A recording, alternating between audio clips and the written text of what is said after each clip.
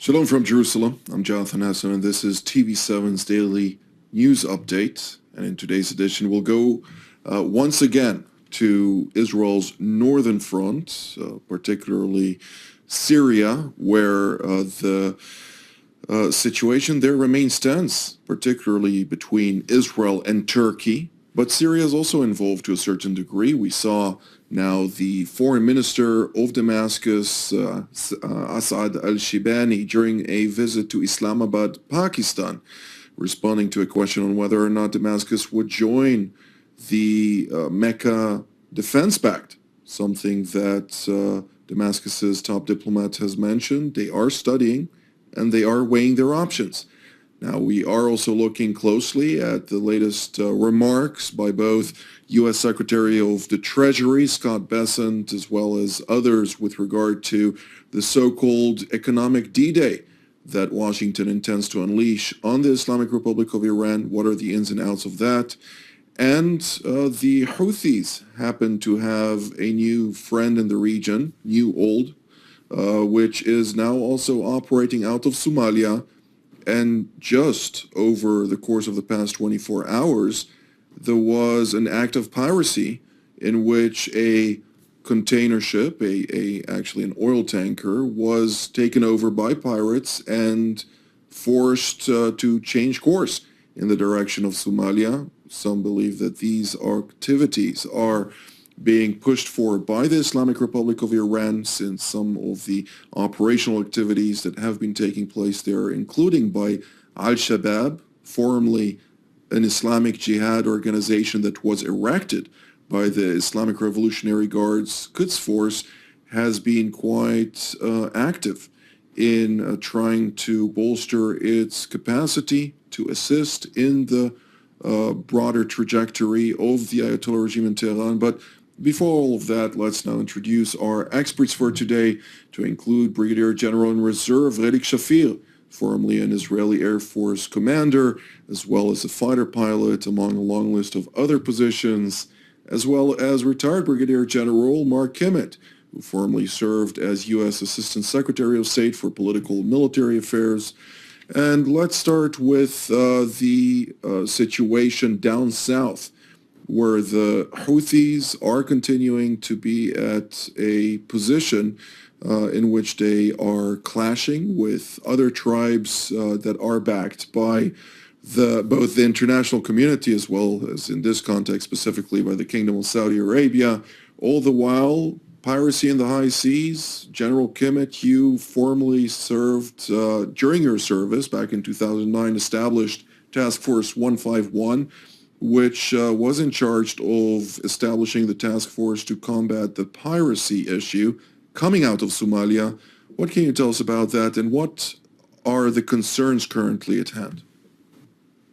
Yeah, first of all, the mechanism that was set up through the UN was far more than just 151. There was an EU component to it, and there was a NATO component.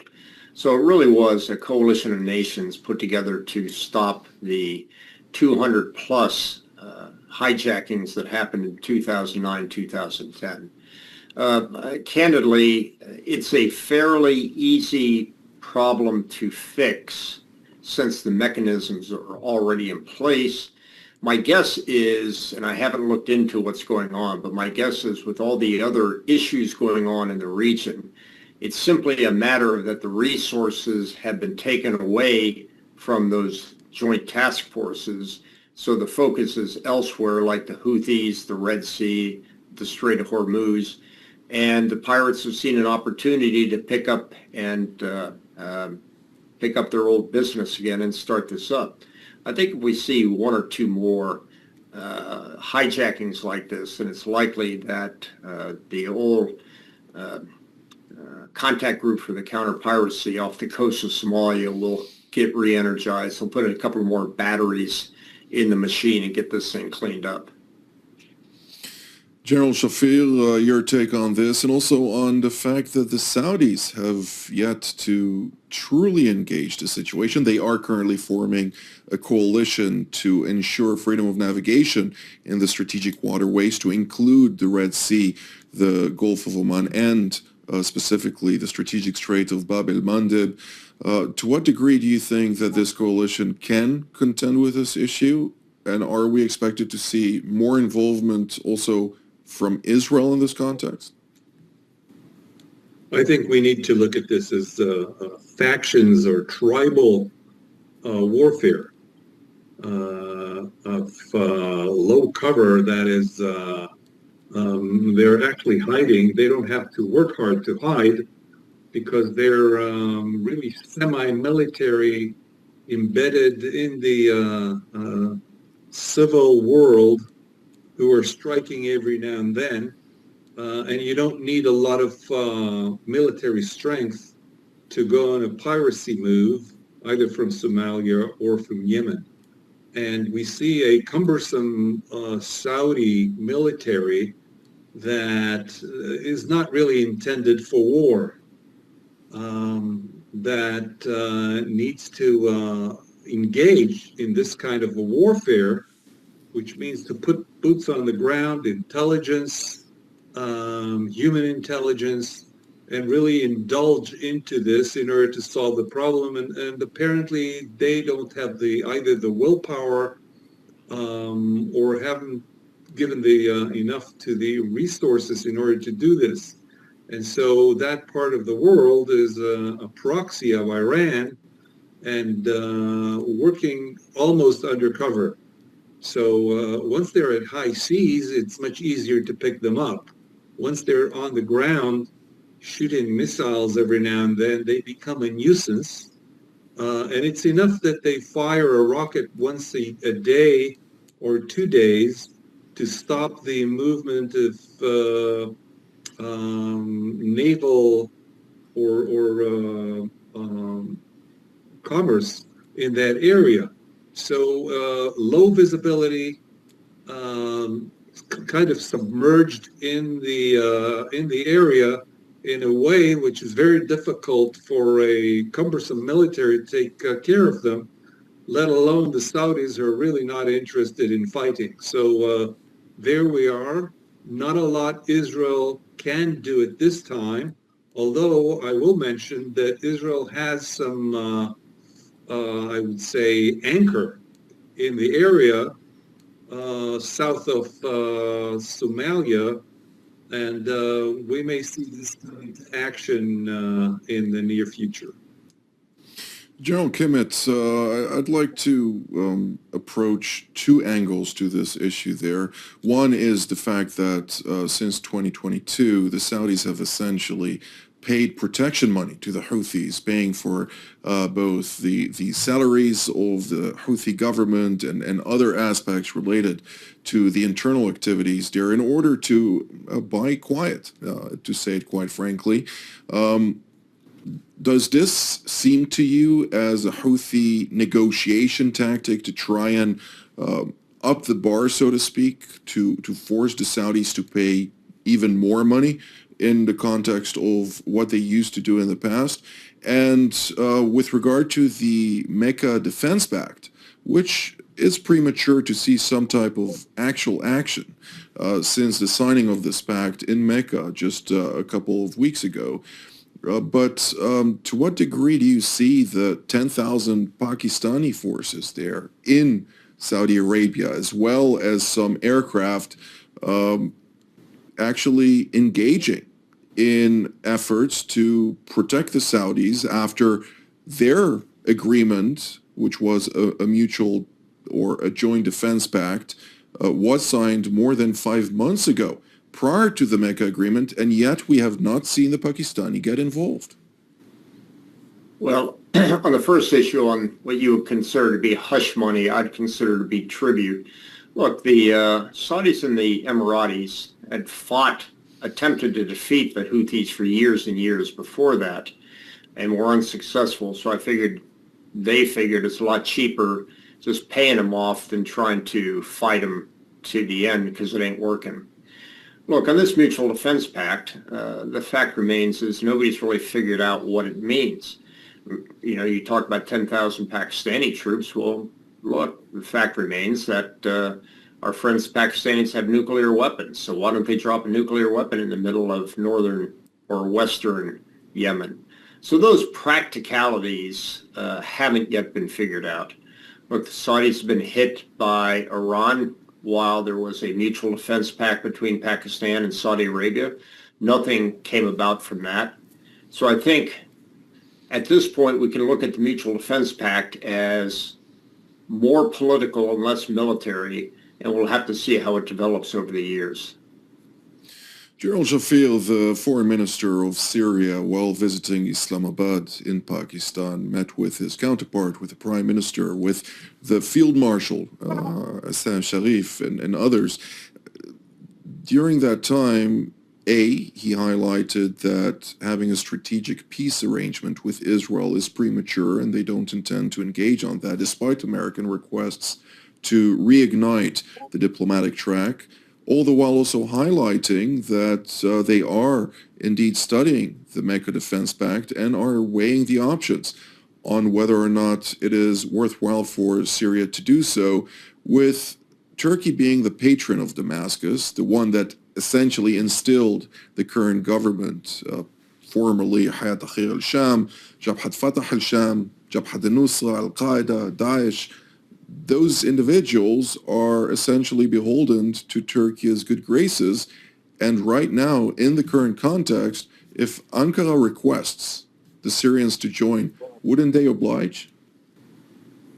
Well, let's zoom out about Syria. Syria has always been at the, I would say, right next to Russia, or the USSR at the time. And the way they looked at this is they are getting their infrastructure, their pilot training, military training, et cetera, through the Soviets. This was true until Assad fled. And while they were really abiding by the Russians, they had the Iranians have a free hand in Syria as a channel to Lebanon and Hezbollah. And being helped by Pakistan and the Saudis, who are also backing them, is only natural. And applying some leverage towards Israel, that is refusing to withdraw from the Golan Heights at this time. So I think they're harnessing Turkey and whoever they can in order to have something, some cards in their hands when they approach Israel with the U.S. as a mediator. So this is just I would say, a natural phenomenon where Israel was not looking for any diplomatic solution to the problem, either in Lebanon or in Syria. So obviously the Syrians are picking their friends, since we are not really trying to be their friends, which is strange, because Israel is in a position where it could actually advance its own interests. But it's not until the elections that are designed in a couple of months to the end of October that Israel can come out of the non-action that it is in for quite a while. So I would say that the Syrians are maneuvering to get Israel to some kind of an understanding, and as they don't have any cards in their hands, their cards read Turkey. Indeed. Well, the Israeli ambassador to Washington, who has been leading the last round of negotiations with Syria, has mentioned that Israel remains open to the diplomatic track with Damascus, so long as some prerequisites that were agreed upon also with the United States will be met, something that the Syrians have to date not obliged to. With regard to Russia, General Kimmit, I must say that I interpret it somewhat differently, since they did reach a certain memorandum of understanding between Damascus and Moscow, particularly with regard to the bases both in Latakia and Tartus, Hamimim, and the naval base in Tartus, which would transform those bases into joint training bases, also for the Russians to prepare Syrian forces who receive various types of military systems in order to practice on those. And there is, of course, a very robust collaborative effort when it comes to the export of wheat from Russia to Syria, where the Syrians remain very much connected to that. To what degree do you see this impacting the calculus from Damascus's perspective with regard to to Russia, and with regard to the Turkish angle? Is there true sovereignty in Damascus when it comes to decision making, considering that the majority of elites are either beholden to Turkey or happen to be Turkish nationals? Yeah, look, I think al-Shar recognizes the mess that he has inherited. It has not been pure Russian attraction forever. The fact is that from 1989 until the death of Hafez al-Assad, Hafez was leaning far more towards the West than towards Russia. I mean, we had Syrian forces fighting alongside American forces in Iraq. That's a pretty good indication that, you know, they were, if nothing else, the fact that Hafez al-Assad was somewhat Bismarckian in his theories and very flexible with his friends. His son, different story. Tried to be friends with us at the beginning, then the Civil War started and all went to hell. But having said that, I think that al-Shar is, in fact, the reverse of what you're suggesting. He is demonstrating that he is the sovereign leader of a unified Syria. He is picking his security partners as he sees fit. The fact that the Russians have bases in the West and on the water, he sees it as helpful to his security situation. Same way with Turkey, and for that matter, same way with the United States. I think at this point, candidly, and I say this as a friend, the only virus he sees still infecting the body inside of Syria is the Israeli presence, not simply in the Golan, but also in Suwaida as well. Indeed, and there are ongoing disagreements with regard to the south of Syria, the number of Syrian deployments in those areas and other aspects. But from an Israeli perspective, there's a lack of trust.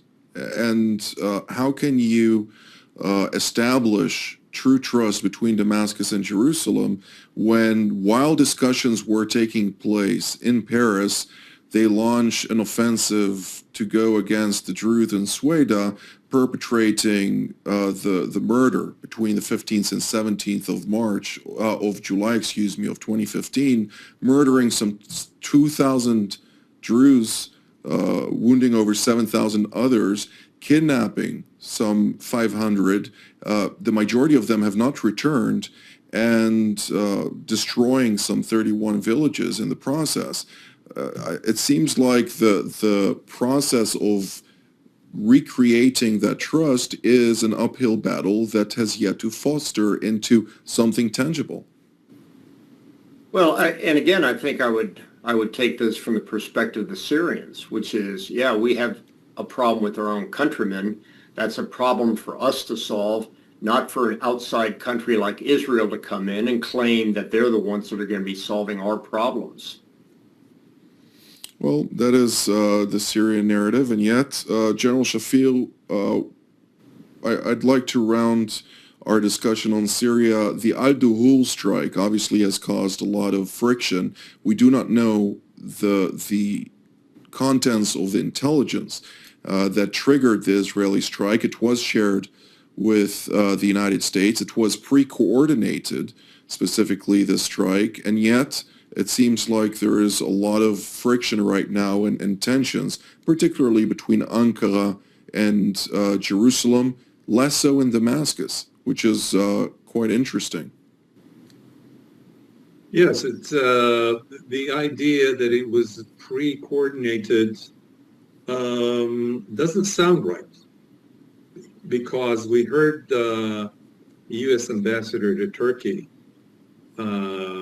lashing at Israel, which means that either it wasn't pre-coordinated, or in Washington, things weren't working smoothly, and the information wasn't going Turkey's way.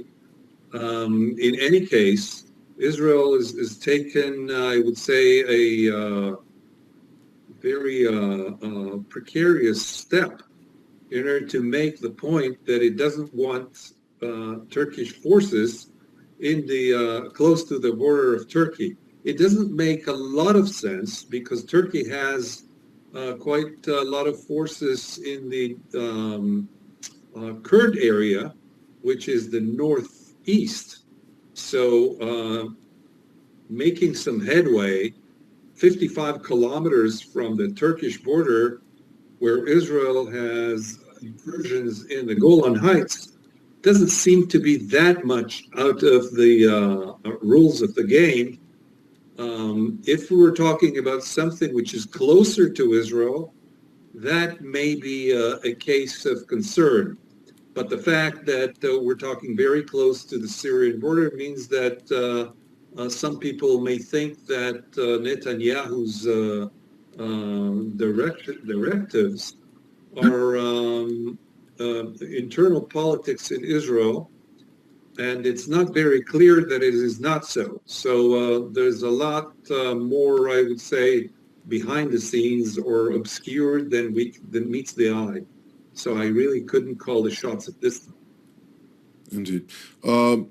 General Kimmit, very briefly on this, we have less than 4 minutes left. So very briefly on this, and if you could also round this up and then move to the economic D-Day, which President Trump has mentioned, and Scott Bessent, Secretary of the Treasury, has highlighted some very significant moves to isolate and bring about the collapse of the Ayatollah regime. Words stated, are we returning to the position of February 28th? On the first issue, the United States remains friends of Turkey and of Syria and of Israel. We stand ready to provide a mediating role in this situation inside of Syria of late. On the issue of economic D-Day, I don't think it's going to make much of a difference. We've been talking about maximum pressure for about 10 years. The only way we would really see maximum pressure is if the United States started taking third-party sanctions against those countries, not simply Iran as the seller, but taking actions against the buyers. I think there's been tremendous progress by the fact that we now have the UAE on board. UAE is the largest trading partner of Iran right now. The fact that they're cutting off trade is significant, but more importantly, Dubai is a center of financial flows between the Islamic Republic and the rest of the world. And if they can crack down, that will in many ways cause a significant loss in value of the rial. So I agree that economic D-Day is the way to go. Are we willing to put those third-party sanctions in place? I think that's a prerequisite. Can we not only continue to not only hear UAE say that we're going to stop trade and financial flows with Iran, but see if it actually happens? And then third, we would hope that other countries would pile in, particularly those countries in the Gulf that have been attacked by Iran. So we could have an economic D-Day. Let's see if we have the political strength and the fortitude to see the consequences of what I would consider my hardline position. General Shafir, in roughly a minute, if you may. Yes, so let's go back to 1988, when Khomeini wrote to his generals that they have no other choice but to agree to a ceasefire, which is actually to agree to a kind of a defeat. And that was because economically they were ruined, not to talk of the human losses. And I think the only way to bring Iran, they're not going to change their regime. But to agree to the United States pressure is by everybody understanding that they cannot survive the D-Day economic attack, and President Trump cannot go back and cannot lose this one. So I think this is a good campaign. It'll take a while, and it will allow the Iranians to tell their people that they are giving in because they cannot continue, just because they've been bombed a few times here and there. No food on the table, no water, no energy. That would be good enough for their regime to give up, but not topple down. The Iranian parliament speaker, Mohammad Bagher Kalibaf, is currently in Iraq during the start of his trip on Wednesday. The remarks were made yesterday and on Thursday, but he visited the site where IRGC Quds Force commander Qasem Soleimani, as well as the leader of Kataib Hezbollah, Abu Muhandis, were eliminated by a U.S. strike, and he proclaimed that no matter what, they intend to fight on. Let's see how long this statement will live to tell the tale, but unfortunately this is all the time that we have for today. I'd like to immediately thank General Shafir and General Kimmit for all of your valuable insights today, and I'd like to thank you at home as well. Until our next edition from here in Jerusalem, Shalom.